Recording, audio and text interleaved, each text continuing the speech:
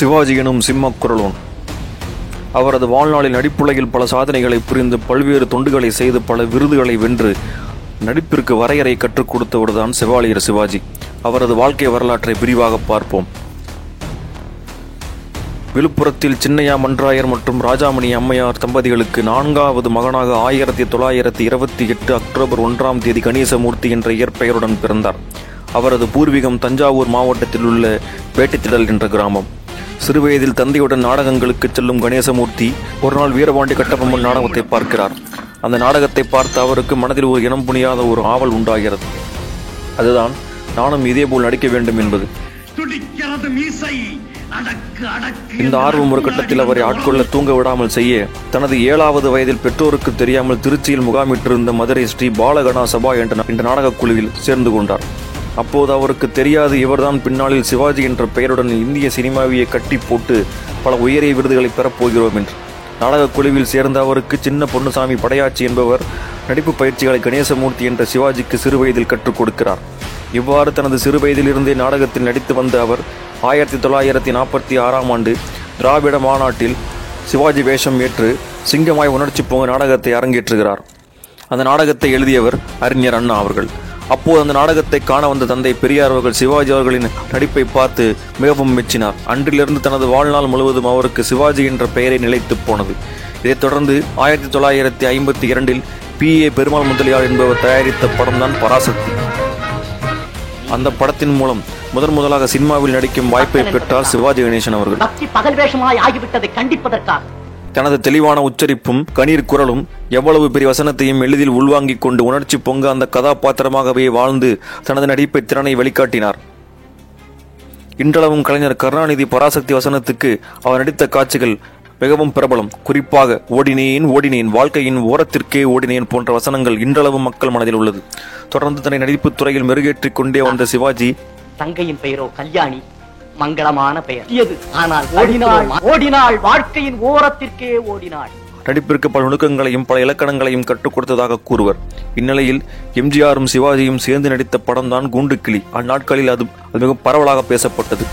சிவாஜி அவர்கள் பராசக்தி படத்திற்கு நடிக்கும் போதே தனது உறவுக்கார பெண்ணான கமலாம்மாவை பெற்றோர் சம்மதத்துடன் எளிய முறையில் திருமணம் செய்து கொண்டார்.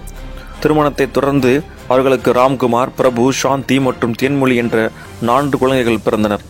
சிவாஜி தொடர்ந்து தனது சினிமா வாழ்க்கையில் என்றும் நிலைத்து நிற்கும் எண்ணற்ற படங்களை நடித்துள்ளார். பராசக்தி, திருவிளையாடல், வீரபாண்டிய கட்டபொம்மன், மனோகரா, ராஜராஜ சோழன், பாசமலர், பதிபக்தி, பாகப்பிரிவினை, பாவ மன்னிப்பு, பாலும் பழமும், தில்லானா மோகனாம்பாள் என பல படங்கள் இன்னும் வரிசையில் நீண்டு கொண்டே இருக்கின்றது. மொத்தம் 288 படங்களில் நடித்த அவர் தமிழ், தெலுங்கு, கன்னடம், மலையாளம், ஹிந்தி என அனைத்து மொழிகளிலும் நடித்துள்ளார். 250 படங்களுக்கு மேல் கதாநாயகனாக நடித்த ஒரே நடிகர் சிவாஜி என்ற ஒரு பெயரும் இந்திய அளவில் அவருக்கு உண்டு. இவருக்கு நடிகர் திலகம், நடிப்பு சக்கரவர்த்தி, சிம்மக்குரலன் என்ற பட்ட பெயர்களும் உண்டு. சரித்திரம், குடும்பம், புராணம், சமூகம் என்ற அனைத்து கதைகளையும் ஒரு கை பார்த்தவர். இந்திய அரசின் விருதுகளான பத்மஸ்ரீ, பத்மபூஷன் மற்றும் இந்திய சினிமா துறையின் மிக உயரிய விருதான தாதா சாஹேப் பால்கே விருது வழங்கி இந்திய அரசு இவரை கௌரவித்தது.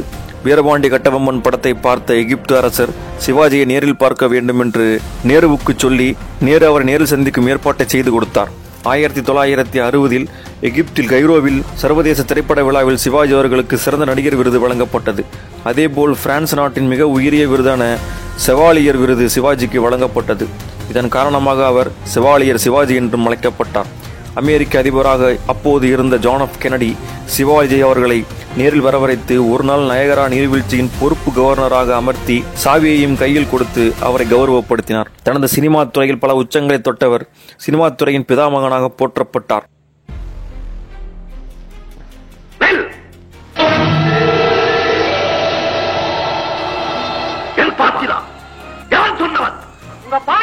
மேலும் திரு சிவாஜி கணேசன் அவர்கள் பல சமூக பணிகளுக்கு பெரிய நிதியுதவிகளை வழங்கியுள்ளார். தனது மனைவி கமலாம்மாவின் 500 சவரன் நகையை இந்திய போரின் பொழுது போர் நிதியாக கொடுத்தார்.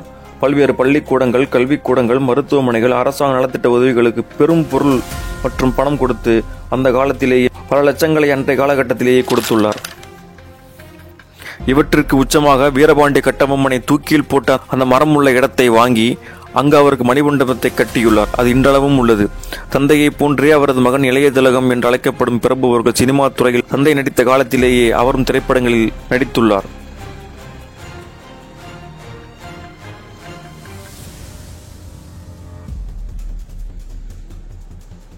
அவரது பேரனும் விக்ரம் பிரபு 2011ஆம் ஆண்டு வெளியான கும்கி படம் மூலம் சினிமா துறையில் அறிமுகமானார்.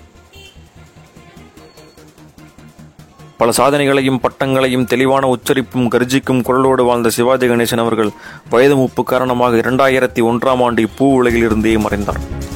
அவரது நினைவாக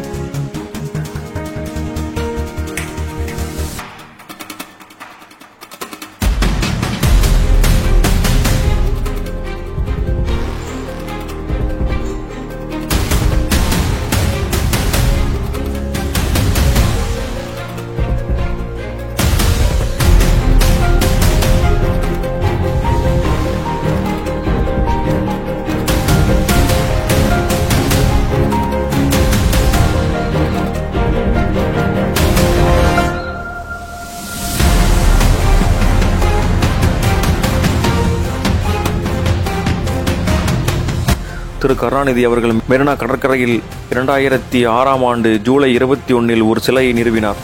வாழும் போதே சரித்திரமாக வாழ்ந்தவர் சிவாஜி கணேசன் அவர்கள். நன்றி.